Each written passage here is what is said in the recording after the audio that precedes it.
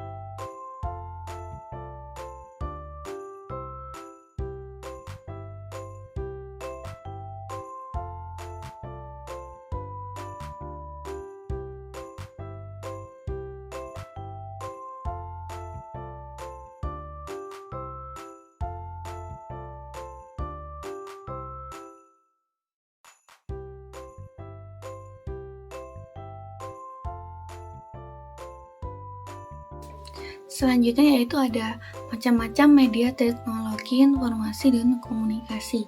Menurut Agus Wanto, Eskom, peralatan atau perangkat yang digunakan untuk mendapatkan suatu informasi yang dibutuhkan melalui media elektronik maupun cetak sejalan dengan perkembangan teknologi. Media teknologi, informasi dan komunikasi juga mengalami perkembangan dengan cepat.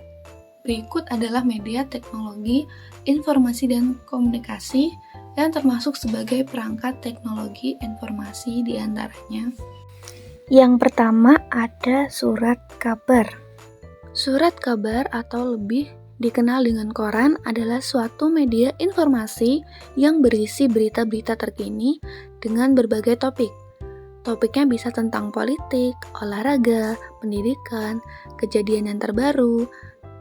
Lalu, koran itu pertama kali dikenal pada tahun 59 sebelum Masehi pada masa Kekaisaran Romawi kuno. Pada saat itu, koran hanya berisi jurnal kegiatan kekaisaran, yaitu Julius Caesar yang bertajuk Aska Diurna. Yang selanjutnya ada telepon. Telepon memiliki pengertian sebagai alat komunikasi dua arah yang memungkinkan dua orang atau lebih untuk bercakap-cakap tanpa terbatas jarak. Telepon pertama kali diciptakan oleh Alexander Graham Bell pada tahun 1876. Bell berhasil mengirimkan suara pertama melalui telepon dengan memanggil asistennya. "Weston, come here, I want you." Sejak saat itu, telepon mulai didemonstrasikan. Yang ketiga ada televisi. Televisi merupakan media komunikasi dan informasi yang sangat populer. Hampir di semua rumah mempunyai media ini. Televisi atau yang sering disebut TV ini merupakan sebuah alat penangkap siaran bergambar. Lalu yang keempat ada komputer. Komputer itu adalah perangkat berupa hardware atau software yang digunakan untuk membantu manusia dalam mengolah data, menjadi informasi dan menyimpannya untuk ditampilkan di lain waktu. Informasi yang dihasilkan komputer itu dapat berupa tulisan, gambar, suara, video, dan animasi. Dan yang terakhir ada laptop atau notebook.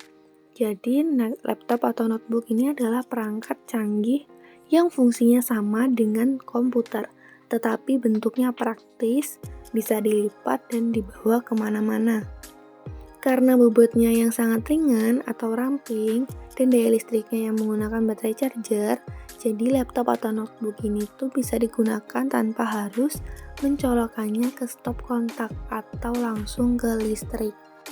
Jadi dapat dikatakan, laptop ini merupakan versi simpel dari komputer yang memiliki bobot yang berat. Baik teman-teman semua, kali ini saya akan menjelaskan mengenai tentang fungsi dari teknologi informasi dan komunikasi. Jadi fungsi teknologi informasi dan komunikasi sangat banyak gitu ya, dan bermanfaat digunakan di dalam berbagai bidang termasuk bidang pendidikan. Nah, jadi ada pun beberapa fungsi teknologi informasi dan komunikasi ini dalam bidang pendidikan ya. Yang pertama dalam bidang pendidikan yaitu informasi dan komunikasi ini berfungsi untuk menangkap atau capture ya. ICT ini bertindak sebagai alat untuk mendapatkan informasi dari bermacam sumber ya. Dan tentunya ini memungkinkan pengguna untuk menyingkirkan informasi terpercaya dan fakta. Nah, selanjutnya dalam bidang pendidikan juga TIK atau teknologi informasi dan komunikasi ini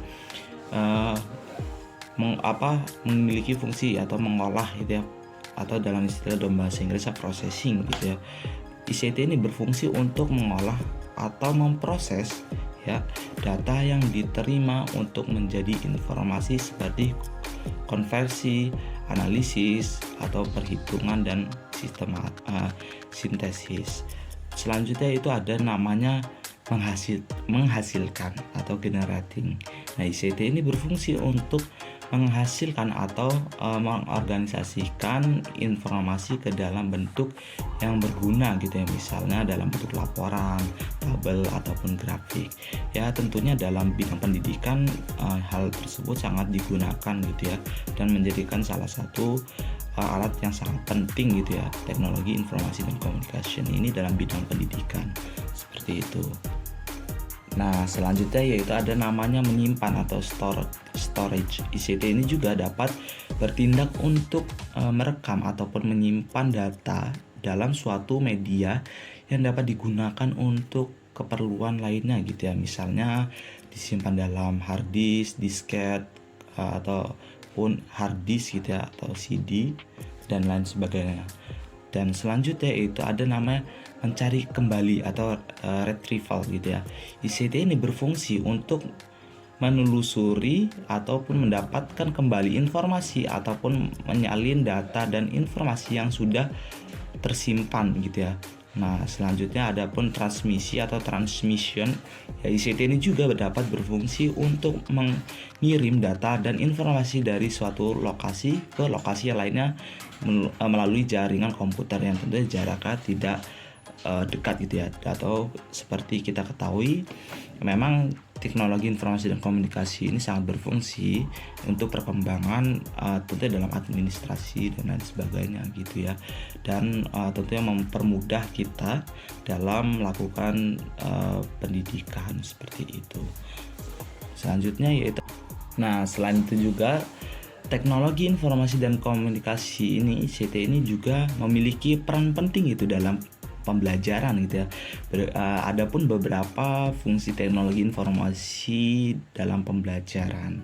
Nah, yang pertama yaitu ada tentunya teknologi berfungsi sebagai alat atau tools. Ya, dalam hal ini ICT ini digunakan sebagai alat bantu bagi pengguna atau user atau siswa ini untuk membantu pembelajaran gitu ya, sehingga dalam pembelajaran ini menjadikan pembelajaran yang modern gitu ya, menggunakan teknologi yang sudah ada, yang tentunya sekolah pun mampu menyiapkan sebuah teknologi ini untuk pembelajaran yang tentunya sudah menggunakan teknologi atau perkembangan, yaitu ICT.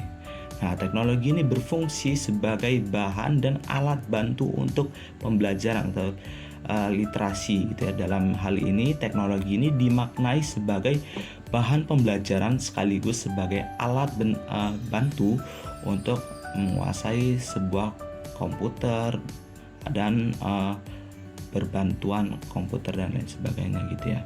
Dan dalam pendidikan ini tentunya memang sangat bermanfaat untuk pembelajaran gitu ya, teknologi dan informasi dan komunikasi ini gitu, sehingga pembelajaran ini sudah melakukan ya namanya perkembangan gitu ya, sudah mengikuti namanya perkembangan teknologi gitu ya. Tentunya itu harus bisa dimanfaatkan dalam pembelajaran saat ini gitu ya, karena kita harus bisa mengikuti perkembangan zaman yang telah ada seperti itu. Nah, oke, itu saja para materinya. Saya akan berikan ke selanjutnya untuk membahas materi lebih lanjut. Baik, di sini saya Fisika Oktavinata akan melanjutkan menjelaskan materi, yaitu materi selanjutnya sejarah perkembangan teknologi informasi dan komunikasi. Jadi, perkembangan peradaban manusia itu harus diiringi dengan perkembangan cara penyampaian informasi atau saat ini lebih dikenal dengan istilah teknologi informasi. Yang mulai dari gambar-gambar yang tak bermakna di dinding-dinding gua, peletakan tonggak sejarah dalam bentuk prasasti, sampai saat ini diperkenalkannya dunia arus informasi yang dikenal dengan nama internet. Teknologi informasi dan komunikasi saat ini penting untuk digunakan secara baik dan maksimal. Hal ini sangat berkaitan dengan perkembangan zaman yang tidak dapat dicegah. Setiap periodisasi manusia dalam komunikasinya itu memiliki ciri-ciri dan cara sendiri dalam memperoleh informasi. Berikut ini adalah sejarah perkembangan teknologi informasi dan komunikasi. Masa prasejarah tahun 3000 sebelum Masehi. Pada zaman ini, teknologi informasi dan komunikasi yang dilakukan oleh manusia berfungsi sebagai sistem untuk pengenalan bentuk-bentuk yang manusia kenal. Untuk menggambarkan informasi yang diperoleh, mereka menggambarkannya pada dinding gua tentang berburu dan binatang buruannya. Pada masa ini, manusia mulai mengidentifikasi benda-benda yang ada di sekitar lingkungan tempat tinggal mereka, kemudian melukiskannya pada dinding gua tempat tinggalnya. Awal komunikasi mereka pada zaman ini hanya berkisar pada bentuk suara dengusan dan menggunakan isyarat tangan.